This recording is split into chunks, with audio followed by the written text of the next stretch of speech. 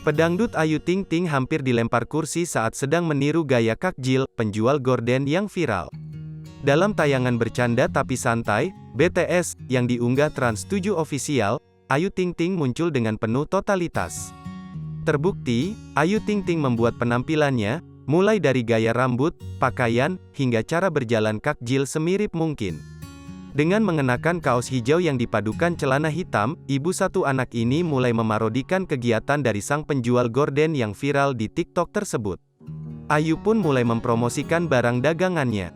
Kendati demikian, parodi yang dilakukan Ayu Ting Ting tersebut berhasil membuat rekan sesama artisnya, Surya Insomnia, emosi.